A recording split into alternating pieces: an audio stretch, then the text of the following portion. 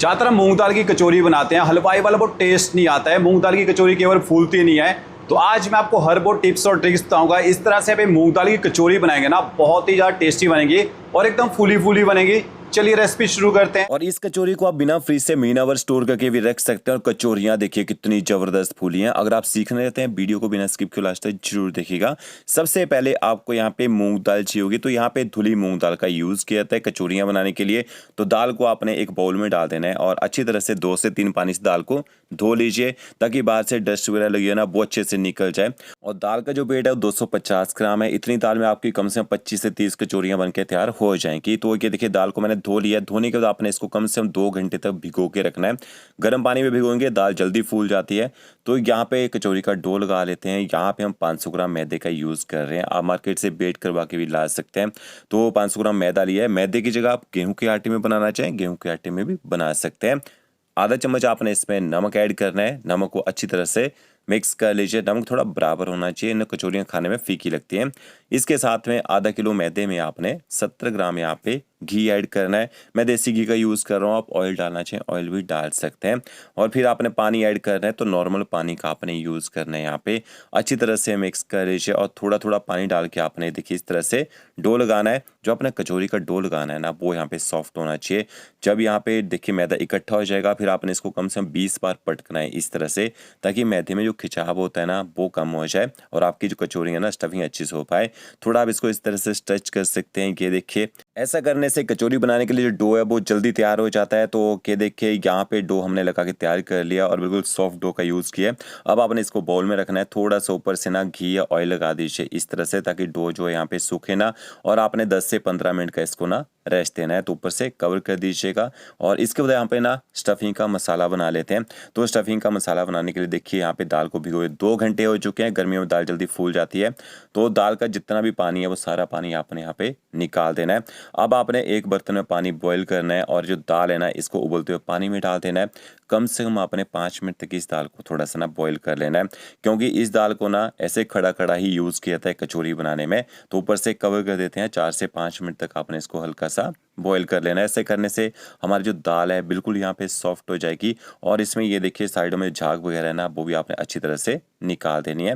5 minute boil करने के बाद इसको निकाल लीजिए। अच्छी तरह से इसका जो पानी है वो निकलने देना है। इस तरह से देखिए दाल सॉफ्ट रहेगी, कचौरियाँ खाने में टेस्टी भी लगेंगी और दाल अंदर से पकी भी मिलेगी आपको। अब आपने कढ़ाई लेनी है, उसमें आपने 1/4 कप यहाँ पे ऑयल ऐड करना है। ऑयल की जगह घी का यूज़ कर सकते हैं। 1 छोटा चम्मच आपने साबुत धनिया ऐड करना है, कूट के डालना है धनिए को। आधा चम्मच आपने इसमें साबुत जीरा ऐड करना है। 1 चम्मच आपने इसमें सौंफ ऐड करनी है। मोटी बारीक सौंफ जो भी हो वो डाल सकते हैं। हींग का यूज़ जरूर करना है, बहुत ही बढ़िया फ्लेवर आता है हींग से कचौरियों में। और 1 कप आपने बेसन लेना है, मोटा बारीक बेसन जो भी हो वो डाल सकते हैं। इससे ना एक अच्छी पकड़ आ जाती है और कचौरियों में टेस्ट भी बेहतरीन रहता है। तो अब आपने गैस की जो फ्लेम है बिल्कुल यहाँ पे लो रखनी है और लो फ्लेम में आपने बेसन को ना 7 से 8 मिनट तक यहाँ पे पका लेना है।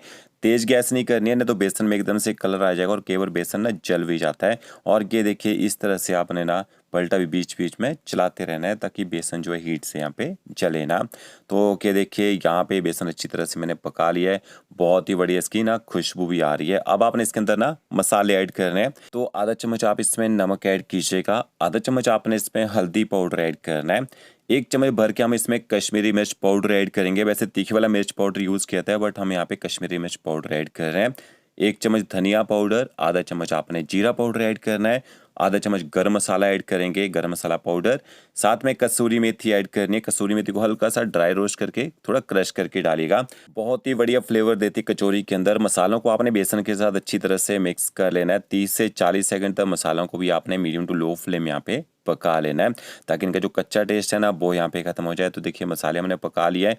और खट्टा करने के लिए आपने इसमें थोड़ा सा ना आमचूर पाउडर भी ऐड करना है। अब ऐसे कचौरियाँ बनाते हैं ना, मार्केट में मसाले भरपूर डाले होते हैं, बट घर में बना रहे हैं तो नॉर्मली मसालों का यहाँ पे यूज़ करेंगे। तो क्या देखिए, मसालों को भी मैंने थोड़ी देर यहाँ पे पका लिया है बेसन के साथ में। अब आपने इसके अंदर ना मूंग दाल ऐड करनी है। मूंग दाल का जो पानी अच्छे से आपने निकलने देना है और मूंग दाल को भी अच्छी तरह से मिक्स कर लीजिए। तो हलवाई लोग जो मसाला बनाते हैं ना, इसी तरह से बनाते हैं, बट उसमें ना बेसन का यूज़ ज़्यादा करते हैं और मूंग दाल का यूज़ वो कम करते हैं। तो यहाँ पे बेसन सिर्फ हमने बाइंडिंग के लिए यूज़ किया है और अच्छी तरह से बेसन के साथ मूंग दाल को मिक्स कर लिया। 1.5 से 2 मिनट तक मूंग दाल को बिल्कुल लो फ्लेम में हमने पका लिया है। तो ये मसाला तैयार हो चुका है, इसको एक बाउल में निकाल लेते हैं और इसको थोड़ा सा ठंडा करना है और ठंडा करके इसके ना इस तरह से छोटे छोटे बॉल बनाने हैं। मिनी कचौरी बना रहे हैं तो इतना ही हम मसाला इसके अंदर स्टफ करेंगे। तो सारे देखिए मसाले के बाउल बना लिए हैं, इसके कम से कम 28 से 30 बाउल बन के तैयार हो जाएंगे। दूसरी साइड डो देखिए अच्छी तरह से सेट हो चुका है, कितना सॉफ्ट हो गया है। तो हमने 10 से 12 मिनट का इसको रेस्ट दिया था ना, और डो अच्छे से यहाँ पे तैयार हो चुका है। अब आपने थोड़ा सा सूखा मैदा यहाँ पे डस्ट करना है और ये जो डो आधा डो मैंने लिया है ना, इसके बाहर से थोड़ा सा सूखा मैदा लगा लेंगे ताकि जो डो है वो हाथों से चिपके ना। इस तरह से आपने लंबा सा एक ना रोल बना लेना है और हम यहाँ पे मिनी कचौरी बना रहे हैं तो छोटे छोटे इसके देखिए आपने पेड़े बनाने हैं, बिल्कुल छोटे छोटे बना रहा हूँ। अब अगर बड़े साइज की कचौरी बना रहे हैं तो पेड़े का साइज थोड़ा सा बड़ा यहाँ पे कर सकते हैं। अब आपने इन पेड़ों को ना 5 मिनट का यहाँ पे रेस्ट देना है और जब आपने कचौरी बनानी है ना, इस तरह से थोड़ा सा इसको ना फोल्ड कर लीजिए। इससे क्या होता है आपकी कचौरी ना फटती नहीं है और नीचे वाली साइड जो थोड़ी मोटी होनी चाहिए। और फिर आपने मसाला रखना है और ये देखिए इस तरह से खींच के आपने ना मैदे से इसको ना बंद कर देना है और फिर आपने ऊपर से अच्छी तरह से इसको बंद करना है। इस तरह से बंद करेंगे, जब आप कचौरियों को फ्राई करेंगे आपकी कचौरी जो फ्राई करते टाइम ना फटेगी नहीं और थोड़ा सा ऊपर डूब बच जाएगा। उसको तोड़ लीजिए, हाथ के ऊपर आपने इसको घुमा लेना है इस तरह से और इसको भी आपने 2 से 3 मिनट का रेस्ट देना है। ये देखिए फिर दिखाता हूँ। इस तरह से आपने बीच में ना स्टफिंग रखनी है, ऐसे घुमा के आपने इसको बंद करना है और कि देखिए जितना टाइट बंद रहेगा ना आपकी कचौरियाँ ना फटेंगी नहीं और ऑयल भी नहीं पिएंगे, ठीक है।